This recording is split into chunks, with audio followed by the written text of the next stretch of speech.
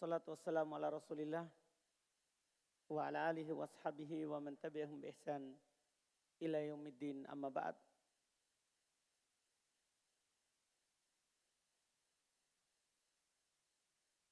Alhamdulillah kita lanjutkan lagi pelajaran kitab Ahadits al-Akhlaq, hadits seputar akhlak yang dikumpulkan oleh Syekh Abdul Razak hafizahullah taala. Kita di pembahasan hukuk al-jar, hadits terkait dengan hak tetangga. Di paling terakhir kita ambil hadits Abu Hurairah radhiyallahu taala anhu. Qila lin Nabi sallallahu alaihi wa alihi wasallam, ya Rasulullah, inna fulanah taqumul lail.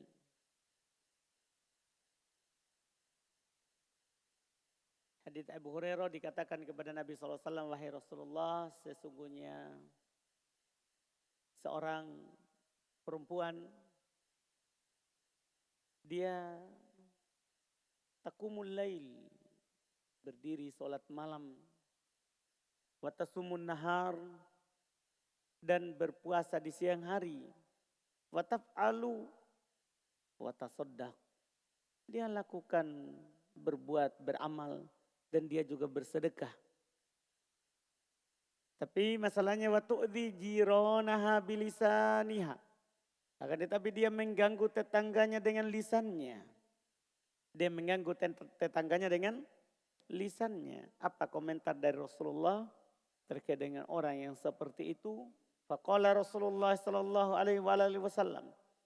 Maka Rasulullah sallallahu alaihi wasallam bersabda, la khaira fiha, tidak ada kebaikan padanya.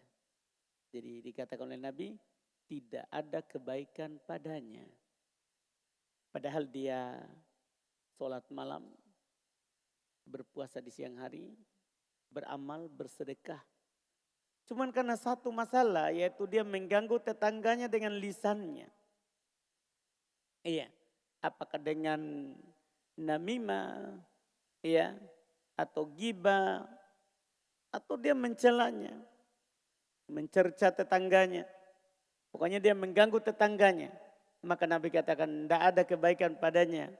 Wahia min ahlin nar, dan dia termasuk penduduk neraka.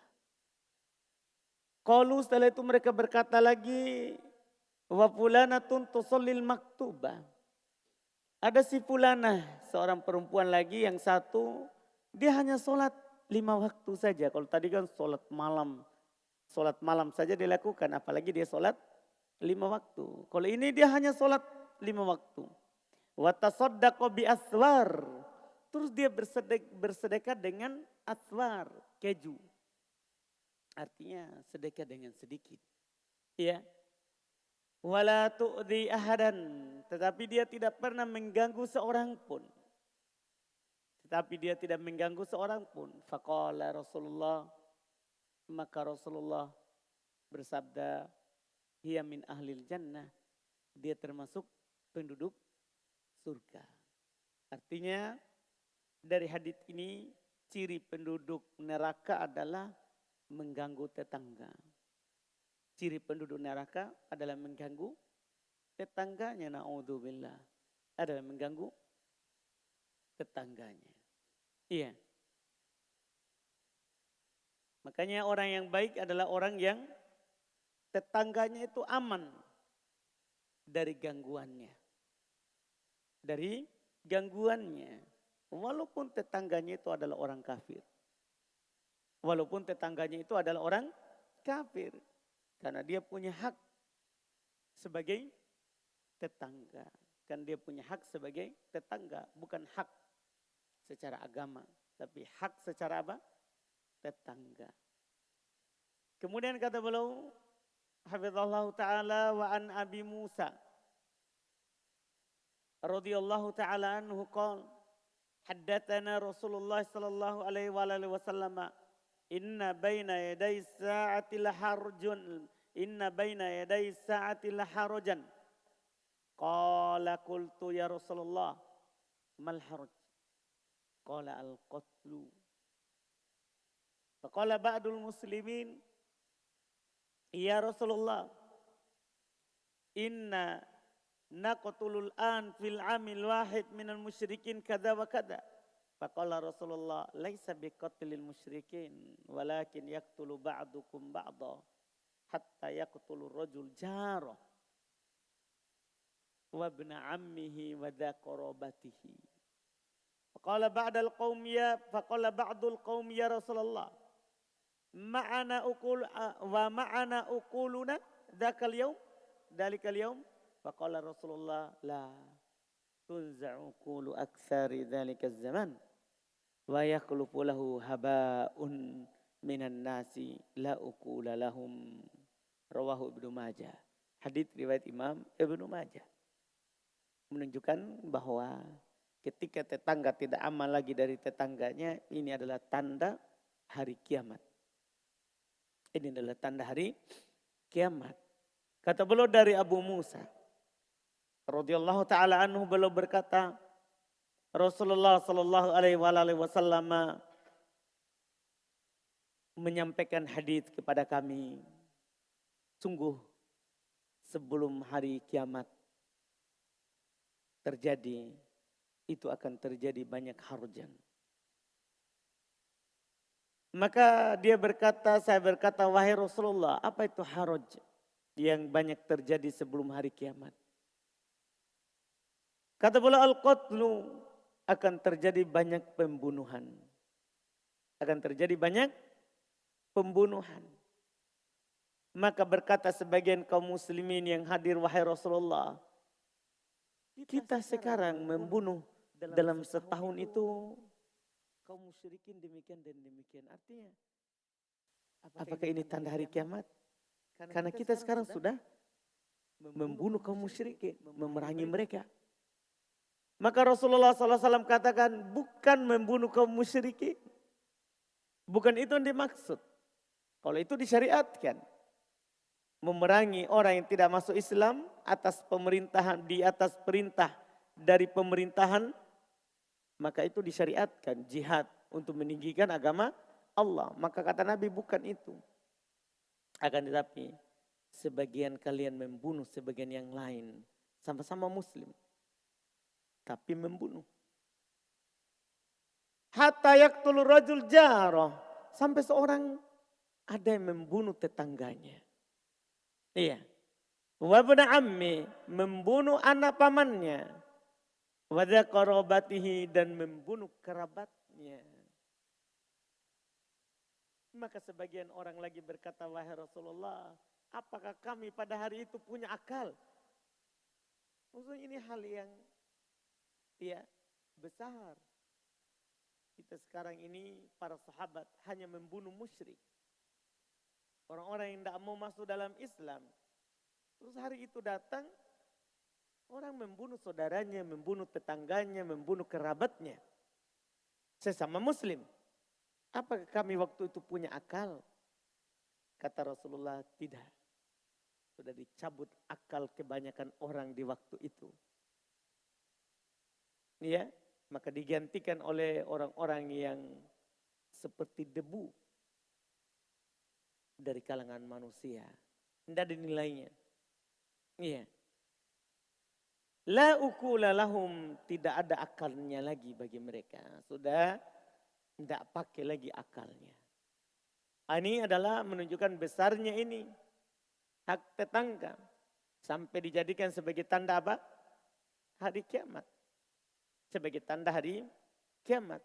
Ya, bahaya dalam masalah mengganggu tetangga. Kemudian beliau berkata di hadits berikutnya, wa an Abi Hurairah radhiyallahu taala anhu qala rajulun ya Rasulullah innali jaron yu'dini faqala in taliq fa akhrij mata'ak ila at-tariq fantalaqa fa akhraja mata'ahu fajtama'an nasu alaihi faqala ma sya'nuk qala li jarun yu'dini fadzakartu lin nabi sallallahu alaihi wasallam faqala in taliq fa akhrij mata'aka ila at-tariq faja'alu yaqulu Allahumma al'anhu Allahumma akhzihi.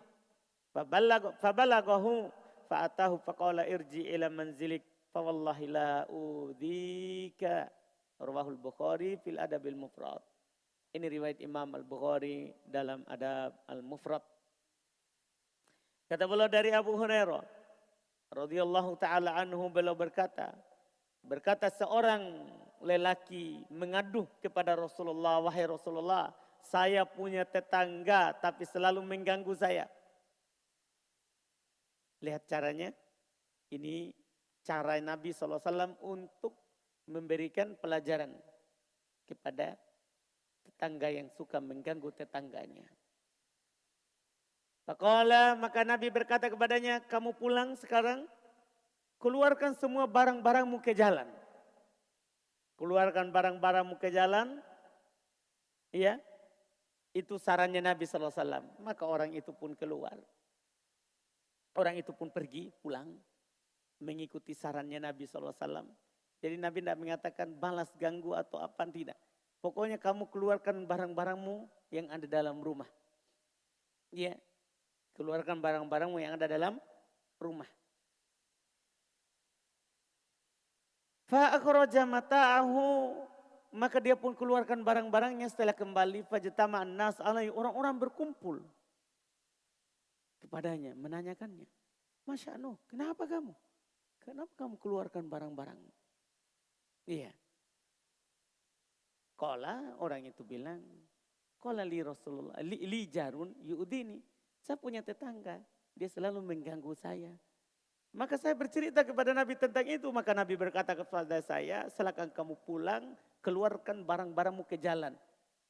Maka orang-orang itu mengatakan, mendoakan orang itu, Allahumma la'anhu. Ya Allah, laknatilah itu tetangga yang mengganggu tetangganya. Ini tujuannya Nabi SAW. Supaya orang itu mengambil pelajaran.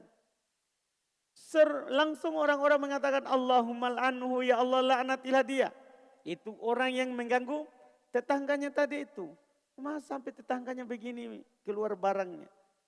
Allahumma akhzihi, ya Allah hinakanlah dia.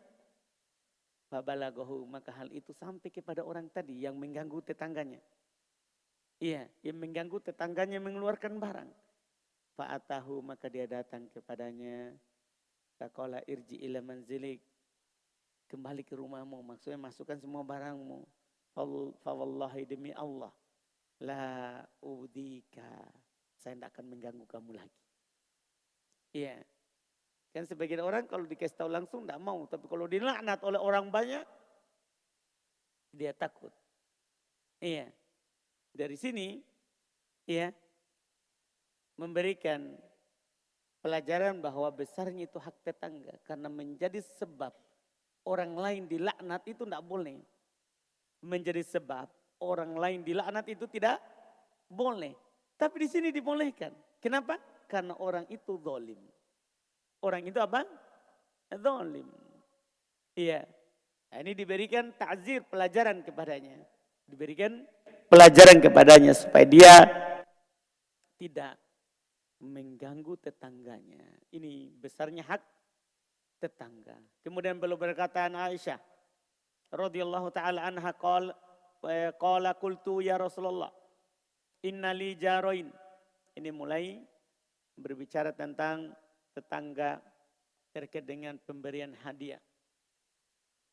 An Aisyah radhiyallahu taala anha qultu ya Rasulullah inna li jaroin fa ila ayyihima uhdiya fa ila ayyihima uhdi.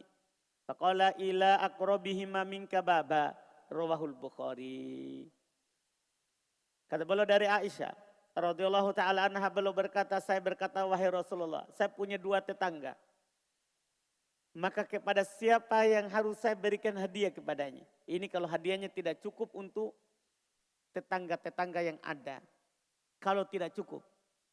Saya punya 2 tetangga tapi saya mau memberikan hadiah. Yang mana? Saya mau kasih. Qala, kata Nabi SAW, ila aqrabihima minka baba, kepada yang lebih dekat pintunya dari kamu. Ini kalau kita mau memberikan hadiah kepada tetangga dan hadiah itu tidak cukup untuk semua tetangga. Maka siapa yang pertama kali kita beri dan siapa yang kita dahulukan? Yang paling dekat pintunya. Yang paling dekat pintunya dengan kita. Karena kalau kita misalnya ada dua tetangga. Satu sini, kemudian sebelahnya lagi. Kita bawa hadiah, kita lewati pintu yang ini. Tetangga sini lihat, muncul nanti. Dia rasa iya tidak sukanya atau dia akan mengatakan bersangka buruk. Wah, kayaknya dia sudah tidak suka saya. Kayaknya dia, pokoknya kayaknya sampai dia pergi ke Makkah, Jakarta semuanya. Kayaknya terus. Paham kan? Iya. Nah, ini yang ditutup oleh pintu, ditutup oleh syariat pintunya. Supaya orang tidak bersangka buruk kepada kita. Kasih yang paling dekat. Karena yang paling jauh itu kan tidak lihat kita jalan kepada yang dekat. Beda dengan yang dekat. Dia akan melihat kita kalau kita melewatinya. Kalau kita melewatinya. Maka di sini anjuran untuk memberikan yang paling dekat. Kemudian setelah itu beliau bawakan asar. Kata beliau, Wan Alqamah ibnu Bajalah, ibnu Zaid. Qala sami'tu Abu Hurairah qala. Dari Alqamah ibnu Bajalah, ibnu Zaid beliau berkata, saya mendengar Abu Hurairah berkata, wala yabda'u bijarihil aqsa qabla al-adna. Walakin yabda'u bil adna qabla al-aqsa. Rawahul Bukhari fil Adabil Mufrad. Janganlah dia memulai dengan tetangganya yang jauh sebelum yang dekat. Akan tetapi dia memulai dengan tetangga yang dekat sebelum yang jauh. Jadi kalau mau kasih pembagian hadiah, maka mulailah dengan tetangga yang dekat sebelum tetangga yang jauh. Iya. Ini kalau sekali lagi kita tidak punya hadiah untuk semuanya. Adapun bisa untuk semuanya bebas. Kita membaginya. Kemudian beliau berkata wa anil Walid ibn Dinar. Anil Hasan. Dari Al-Walid ibn Dinar dari Al-Hasan. Annahu su'ila anil jar. Bahasanya dia ditanya tentang tetangga. Tetangga itu berapa rumah hitungannya. Baru dinamakan apa? Tetangga. Ini ditanyakan. Kata beliau arba'ina darun amamah. Tetangga itu 40 rumah di depan. Wa arba'ina khalfah. 40 rumah ke belakang. Itu dibilang tadi. Antum bisa cukup hadiahmu 40 ke depan, 40 ke belakang. Paham kan? Makanya anjurannya mulai dengan yang paling dekat. Karena tetangga itu 40 rumah ke depan. 40 rumah ke belakang. Wa arba'in an yamini. 40 ke kanan. Wa arba'in an shimali, an yasari. 40 ke kiri. Jadi 40 kali 4. Berapa tetangga kita ini? 100? Berapa? 160 itu dibilang tetangga. Wah, antum punya hadiah banyak? Potong sapi bisa lah. Kalau antum potong sapi itu tadi 40 ke depan, 40 ke belakang, 40 ke kanan, 40 ke kiri itu tetangga. Itu yang cukup. Iya, kalau tidak cukup mulai dengan yang paling dekat. Itu tadi itu fungsinya itu hadis. Mulai dengan yang paling dekat karena kita tidak mampu memberikan seluruh tetangga kita. Kecuali memang alhamdulillah iya lagi banyak rezeki, bagi-bagi sembako. Jadi kalau mau bagi tetangga berarti 100 berapa? 60 yang disiapkan. 40 ke depan, 40 ke belakang, 40 ke kanan, 40 ke kiri. Itu dibilang tetangga. Itu batasannya. Paham kan? Ini riwayat Imam Al-Bukhari dalam Adabul Mufrad. Dalam Adabul Mufrad. Kemudian beliau berkata, wa ani bin Umar radhiyallahu taala anhuma qala sami'tu an-nabiy sallallahu alaihi wasallam yaqul kam min jarin muta'alliqun bi jarihi yaumal qiyamah yaqulu ya rabb hada aghlaqa babahu duni famana'a ma'rufah. Rawahul Bukhari fil Adabil Mufrad. Kata beliau dari Abdullah bin Umar radhiyallahu taala beliau berkata saya mendengar Nabi sallallahu alaihi wasallam bersabda betapa banyak tetangga yang tergantung karena tetangganya.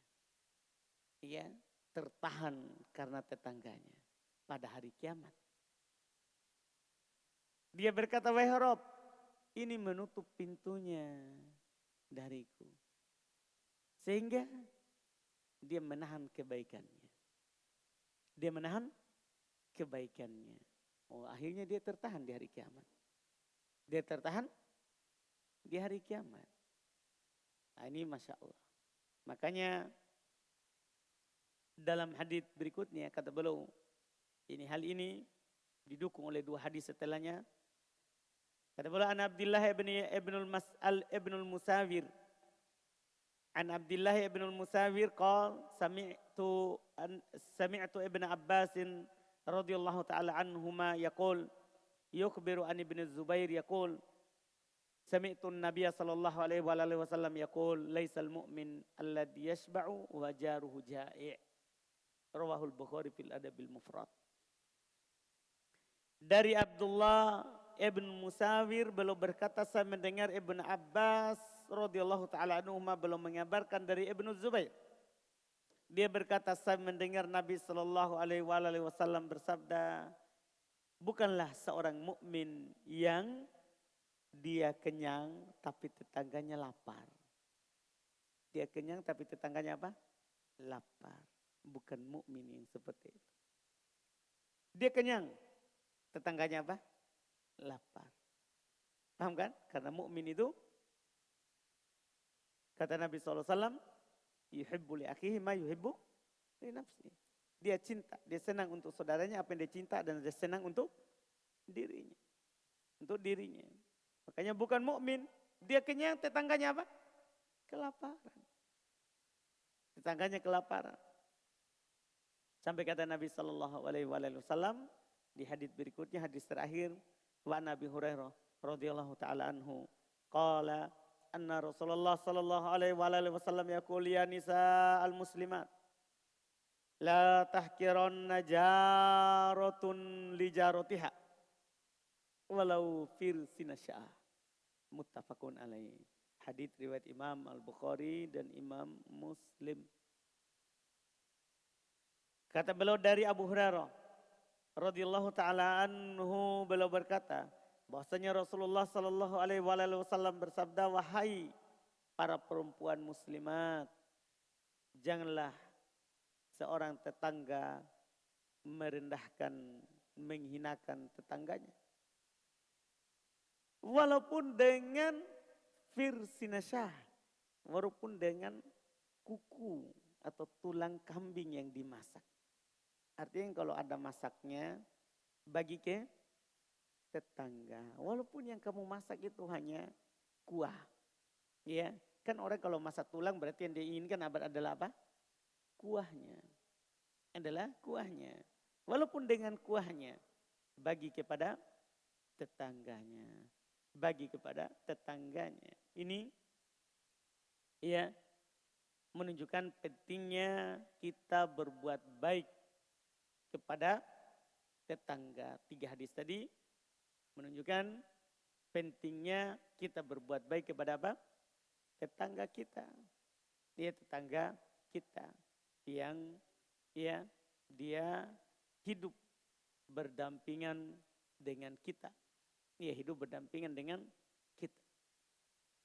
Nah, selesai hadis-hadis sekitar dan seputar tetangga.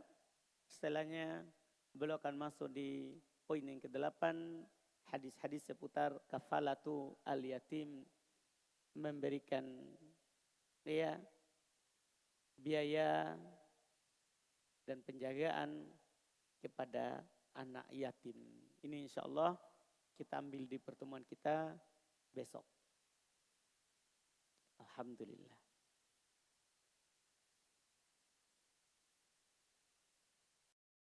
Ada pertanyaan?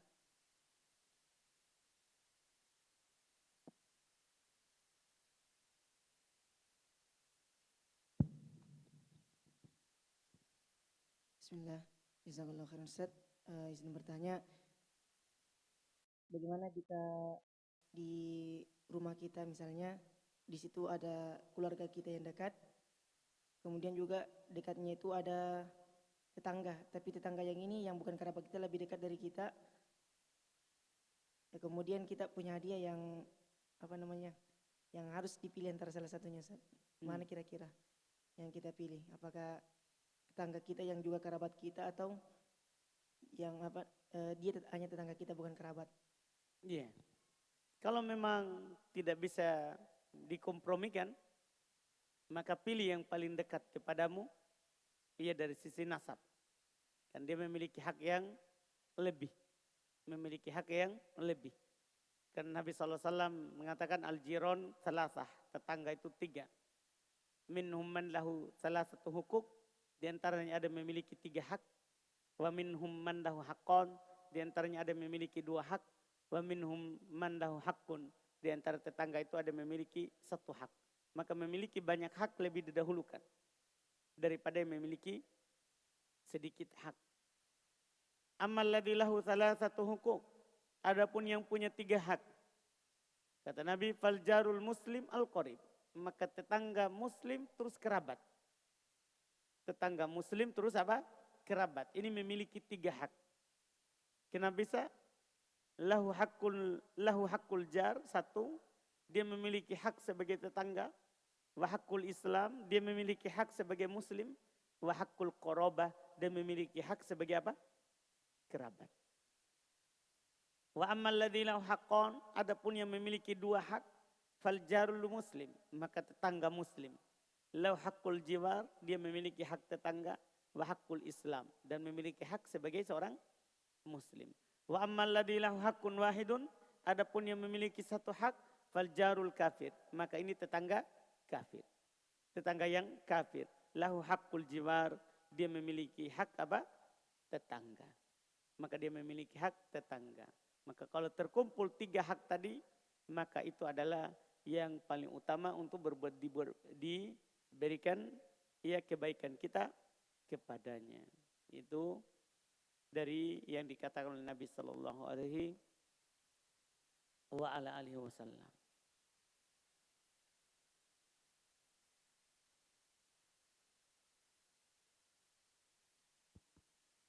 Bismillah. Hasanallahu ilaikum Ustaz. Nah, bagaimana kalau misalkan Ustaz kita ingin menunaikan hak panggilan tetangga, karena tetangga itu baru-baru bikin rumah baru. Nah, ketika kita datang untuk makan, nah kita melihat Ustaz kayak banyak nih acara-acara yang di situ kayak bertentangan dengan syariat. Nah, apakah kita ikut makan di situ Ustaz?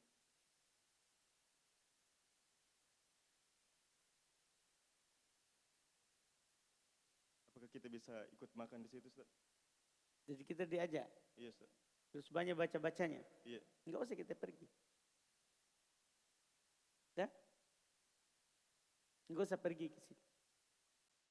Iya kan? Bismillah. Terkait hadis Abi Hurairah yang tadi Ustaz, yang terkait Nabi menghajar. Kasih kecil. Terkait hadis Abu Hurairah yang tadi Ustaz, bahwasanya Nabi kan memberikan pelajaran terhadap tetangga yang jelek tadi. Terus tetangganya melaknatnya. Apakah itu menunjukkan kita boleh melaknat seseorang tatkala kita disakiti Ustaz? Apakah hadis tersebut membolehkan kita untuk melaknat seseorang tatkala? Tidak, itu orang lain. Orang lain. Kalau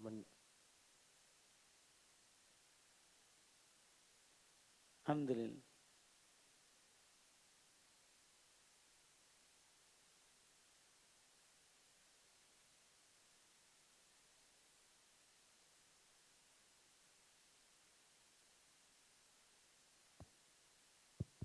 Bismillah.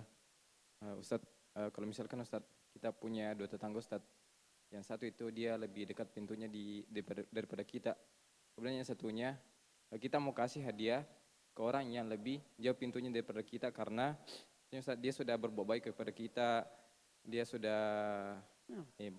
punya adab kepada kita. Kita mau balas Ustadz. Bagaimana Ustadz? Ulang. Kami gini Ustadz, karena ada tetangga, dia lebih dekat pintunya Kalian juga sudah pakai AC, pakai juga kipas. Masya Allah. Menderita orang. Sudah dikasih dingin, terus ditiup lagi dinginnya. Jadi tadi tidak mau flu, orang keluar flu-nya. Masya Allah, kalian kuat. Tapi kita ini kan sudah tua. Tidak kuat yang begitu. Enggak, sudah kasih dingin, dikasih kipas lagi. Ini tidak menghargai tetangga. Tetangganya biar dia senang, tetangganya menderita. Alhamdulillah. Kalau orang lain setengah mati dengan itu, jangan derita saja yang dipentingkan. Pokoknya saya panas. Lihat juga temannya mampu atau tidak tahan itu. Ini sudah AC, nyala kayak itu. Nyala, kasih kipas lagi, Masya Allah. Di bawahnya juga itu kasih mati. Siapakah itu yang panas? Subhanallah.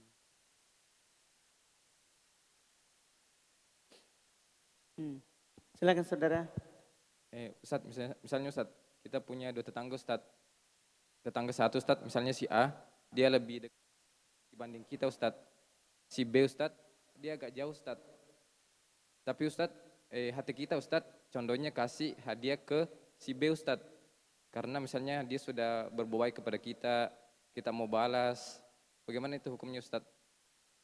Apakah kita kasih si B atau si A yang lebih dekat pintunya kepada kita? Kasih yang lebih dekat. Supaya nanti juga dia berbuat baik sama kita, begitu ya?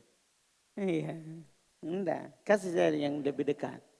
Iya, kalau memang itu orang tadi memang jujur berbuat baik pada kita, dia tidak mengharapkan kebaikan. Dia hanya mengharap pahala dari Allah. Tidak boleh itu kita kasih hadiah orang, supaya orang itu kasih yang lebih banyak. Tidak boleh. Allah berfirman, La tamnun tastakthir. Jangan kamu memberi mengharapkan balasan yang lebih banyak. Tidak boleh. Paham kan? Ya kan? Tidak boleh kita saya kasih hadiah dulu ini. Supaya nanti dia kasih saya banyak. Tidak boleh begitu. Supaya dia tidak masuk ke situ. Kalau memang hadiah tidak cukup, kasih yang paling dekat. Kasih yang paling dekat. Paham kan? Dan sobo? Enggak.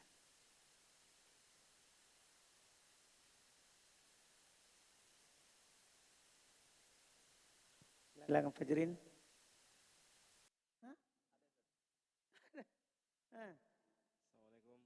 Assalamualaikum warahmatullahi wabarakatuh Ustaz. Waalaikumsalam. Wa fika barakallah. Bagaimana hukumnya itu Ustaz jika ada seorang anak datang ke orang tuanya untuk minta dibayarkan pinjamnya si anak ini? Pinjamannya. Iya, nah Ustaz. Baru orang tua tersebut ini membayarkannya. Setelah itu si anak ini mempersyaratkan bahwa suatu saat nanti pinjamnya ini akan dibayar jika tanahnya sudah dijual. Si anak bilang akan bayar ke orang tuanya. Jika tanahnya sudah dijual nanti. Berarti diakad sama orang tuanya pinjam. Nah, jadi setelah dibayarkan pinjamnya ini lunas, beberapa bulan kemudian atau 1 tahun kemudian si anak datang lagi ke orang tuanya bilang tanahnya ini tidak jadi dijual.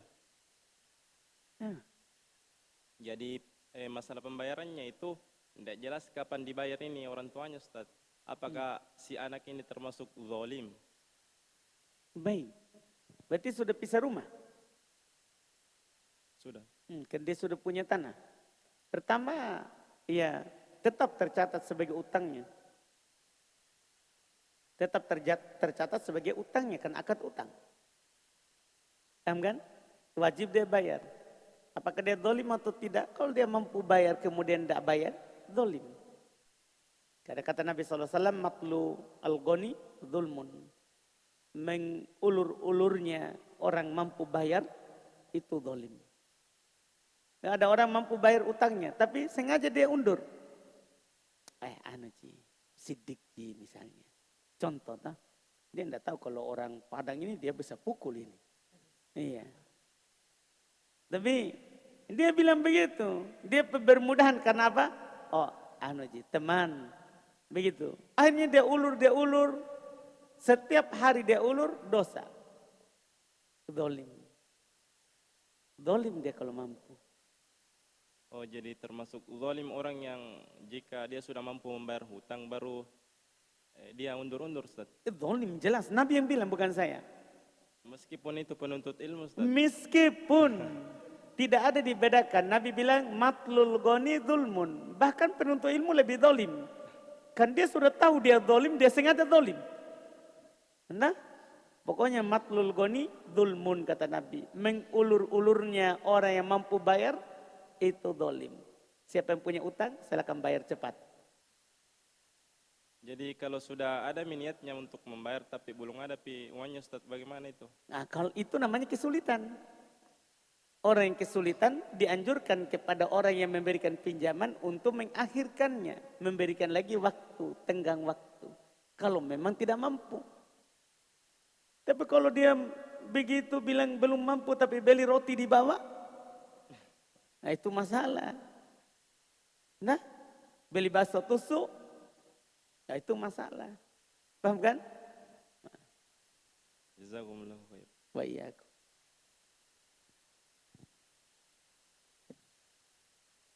Bismillah. Soal baca-baca ini, Ustaz.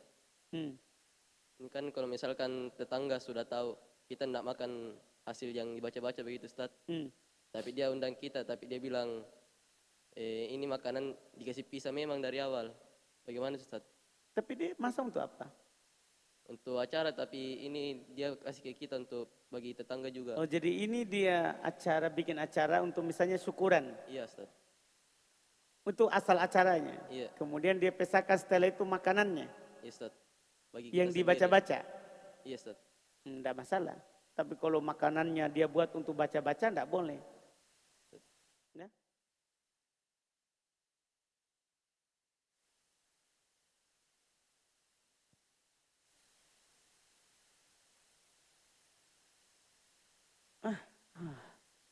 Alhamdulillah.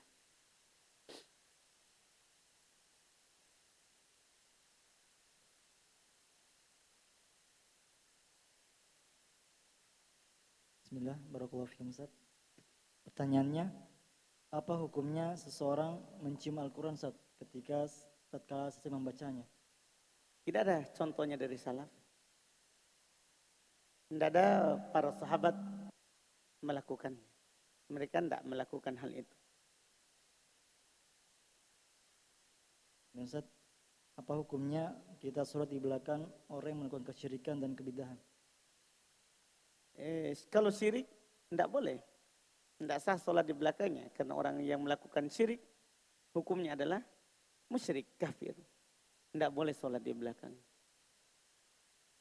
Nah, adapun pelaku bid'ah, kalau bid'ahnya tidak mengeluarkan dari Islam, boleh sholat di belakangnya kalau tidak ada tempat lain. Sah sholatnya. Tapi kalau bid'ahnya mengeluarkan dari Islam, tidak boleh sholat di belakang. Kan termasuk orang yang dijabah doanya itu orang yang terzalim, Ustaz. Apakah termasuk orang kafir juga, Ustaz? Apakah termasuk orang kafir juga? Ya, tetap masuk semuanya. Karena tidak boleh menzalimi muslim, demikian pula apa? Kafir.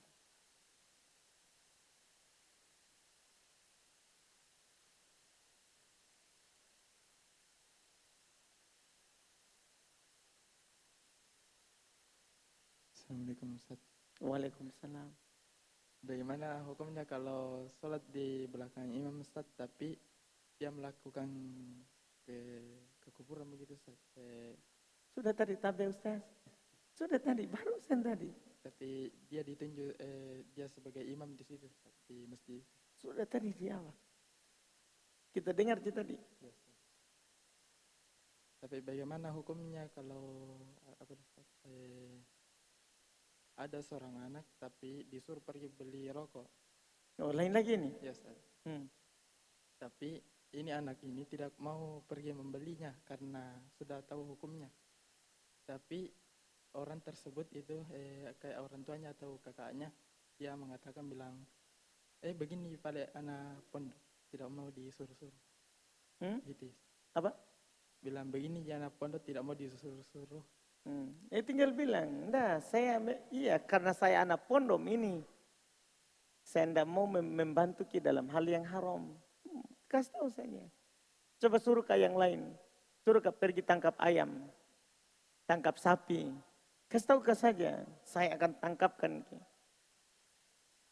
Bilang saja, suruh ke pergi angkat gabah dari sawah, angkat coklat di kebun, dah, angkat apa lagi?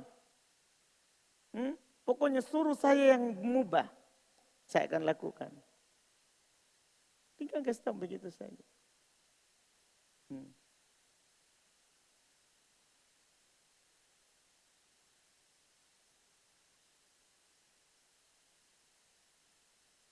Bismillah. Ahsanallahu ilaika Ustaz. Nyambung pertanyaan yang tadi Ustaz, tentang imam yang melakukan perbuatan kebid'ahan atau kekufuran. Jadi ketika kita tidak boleh sholat di belakangnya, kita sholat sendirian di masjid. Nah, kita cari masjid lain. Kalau cuman alternatifnya satu masjid di sana. Enggak, banyak masjid di situ. Karena di kampung biasanya. Satu ada masjid. Biasanya banyak masjid. Kampung anak satu. Biasanya itu orang banyak masjid ya. Iya. Cari masjid lain. Kan biasanya ada masjid besar, ada masjid kecil. Cari masjid kecil yang tidak ada imam tetapnya. Nah, kalau tidak ada bangun makin masjid. Bilang sama orang tuanya, wakafkan itu tanah tadi depan.